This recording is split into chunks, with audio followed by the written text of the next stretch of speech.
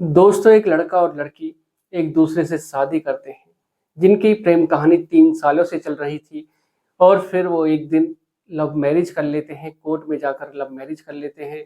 और जब वो अपने घर पर जाते हैं, लड़का अपनी दुल्हन को लेकर घर पर जाता है, तो घर वाले उसको घर में प्रवेश नहीं करने देते और कह देते हैं कि तुमने हमारी मर्जी के खिलाफ जाकर ये शादी की है। और फिर लड़का अपनी दुल्हन को लेकर एक होटल पहुंच जाता है और वहां पर एक कमरा बुक कर लेता है और एक दूसरे के वो साथ वो पूरी रात उस कमरे में रहते हैं। और जब कमरे का दरवाजा अगले दिन सुबह को खोला जाता है, तो सबके पैरों के तले से जमीन खिसक जाती है। वो देखते हैं कि जो लड़का और लड़की है वो दोनों खून से लथपथ हैं, दोनों के हाथों की नसें कटी हुई हैं। तो दोस्तों, आखिर ऐसा क्या हुआ कि जिसने एक दूसरे से शादी की और फिर दोनों के ही हाथों की नसें कट जाती हैं। तो दोस्तों, जानते हैं पूरी कहानी को इस कहानी के माध्यम से। तो दोस्तों, अगर आप चैनल पर पहली बार हैं, चैनल को सब्सक्राइब करें, वीडियो को लाइक करें, शेयर करें, कमेंट करें और बेल आइकन जरूर दबाएं, जिससे कि मेरे आने वाली हर एक कहानी आप तक पहुंच सके और आप क्राइम से रूबरू हो सके। तो दोस्तों, नमस्कार, मेरा नाम अनुज। मैं आज आपके लिए जो ये कहानी लेकर आया हूँ, ये घटना लेकर आया हूँ, ये है बलिया जिले की। दोस्तों, एक लड़का जिसका नाम जमील होता है और एक लड़की जिसका नाम नेहा परवीन होता है।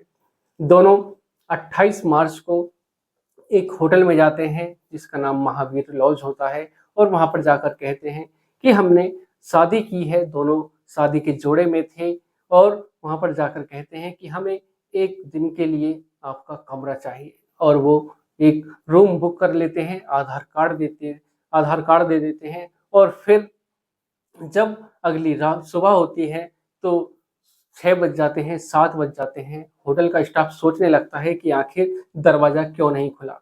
दरवाजे को नॉक किया जाता है, लेकिन दरवाजा नहीं खुलता है, कोई जवाब भी नहीं मिलता है। होटल स्टाफ परेशान हो जाता है और उसके बाद वो सोचते हैं कि आखिर दरवाजा क्यों नहीं खुल रहा है, ना कोई आवाज आ रही है अंदर से। और फिर होटल के मैनेजर को बताया जाता है। मैनेजर सोचता है कि दरवाजा अगर हम अपनी चाबी से खोल भी दें, दूसरी चाबी जो होती है तो उससे खोल भी दें, तो क्या हो सकता है कि यह भी तो पता होना चाहिए कि दरवाजा खुला क्यों नहीं। तो फिर वो पुलिस को फोन करते हैं और पुलिस मौके पर पहुंचती है और दरवाजे को तोड़ा जाता है। और जैसे ही दरवाजे को खोला जाता है तो देखते हैं जो लड़की होती है जिसका नाम नेहा परवीन होता है, वो खून से लथपथ बेड पर पड़ी हुई थी। और जो लड़का जमील होता है वो भी, उसके भी हाथों की नसें कटी हुई थी, वो भी खून से लथपथ था। और जब दोनों को देखा जाता है तो नेहा की सांसें थम चुकी थी, नब्ज रुक चुकी थी। और जो जमील होता है उसकी सांसें चल रही थी। दोनों को हॉस्पिटल लेकर जाया जाता है, हॉस्पिटल लेकर भागते हैं। और फिर जब उनका जो जमील होता है उसका इलाज शुरू हो जाता है। और जब जमील बेहोश होता है और जब हॉस्पिटल में उसका इलाज चलता है, उसी दौरान पुलिस अपनी शिनाख्त करती है, उनके आधार कार्ड देखती है और उनके पते पर पहुंचती है। और जब पुलिस उनके एड्रेस पर पहुंचती है तो पता चलता है कि ये दोनों एक दूसरे से प्रेम करते थे। और फिर उसके बाद इन्होंने लव मैरिज की कोर्ट में जाके। और जो नेहा की बहन होती है वो कहती है कि नेहा का रात 11:30 बजे के करीब फोन आया था और वो कह रही थी कि आज बहुत लड़ाई होने वाली है, झगड़ा होने वाला है। और फिर उसके बाद जो नेहा के परिवार वाले होते हैं वो कहते हैं कि जो जमील है, जमील के परिवार वालों ने उसको अपने घर में प्रवेश नहीं करने दिया। उसको उससे कहा कि तुम हमारी मर्जी के खिलाफ जाकर ये शादी की है, तो हम इस शादी को नहीं मानते। और फिर जब पुलिस को पता चलता है कि जमील को होश आ चुका है और जब पुलिस उसको अपनी गिरफ्त में लेती है, उससे पूछताछ करती है, तो पहले वो इधर उधर की बातें करने शुरू कर देता है। और जब पुलिस अपने तरीके से उससे पूछती है तो जब वो पूरी कहानी को बताता है, पुलिस कहती है कि तुम अपनी कहानी पूरी शुरू से बताइए, जहां से तुम शुरुआत हुई थी, तुम्हारी मुलाकात हुई थी। और जब वो पूरी कहानी को बताता है तो सबके पैरों के तले से जमीन खिसक जाती है और सब सोचने और समझने के लिए मजबूर हो जाते हैं कि आखिर कोई लड़का ऐसा कैसे कर सकता है, जिससे वो बेइंतहा प्यार करता है उसी की हत्या वो कैसे कर सकता है। तो दोस्तों, जब जमील बताता है कि अब से 3 साल पहले मेरी मुलाकात नेहा से हुई थी और हम दोनों एक दूसरे से प्यार करने लगे और धीरे धीरे नेहा मेरे से कहने लगी, रोज कहती कि हम दोनों शादी कब करेंगे, जल्दी से हम शादी कर लो ना। और फिर जब जमील अपने परिवार वालों को बताता है तो उसके परिवार वाले उस शादी के लिए मना कर देते हैं, और लेकिन नेहा के जो परिवार वाले थे वो शादी के लिए तैयार हो जाते हैं। लेकिन जमील के परिवार वाले शादी के लिए तैयार नहीं थे, और फिर नेहा जमील पर दबाव बनाती है और कहती है कि अगर तुम मेरे से शादी नहीं करोगे तो मैं ऐसा कर लूंगी, वैसा कर लूंगी, और सारा इल्जाम तुम्हारे ऊपर जाएगा। और फिर उसके बाद जमील नेहा को फोन करता है और कहता है कि आज हम शादी करेंगे, और 20 मार्च को नेहा को बुलाता है और कोर्ट में जाके वो शादी कर लेते हैं। और शादी करने के बाद वो निगाह भी पढ़वाते हैं। निगाह होने के बाद जमील अपनी जो दुल्हन होती है, नेहा होती है, उसको उसके मायके छोड़ देता है और फिर अपने घर पर आ जाता है। लेकिन जब नेहा उससे कहती है कि मेरी विदाई कब करोगे, अब तो काफी दिन हो चुके हैं, मुझे विदा करके अपने घर पर ले जाओ।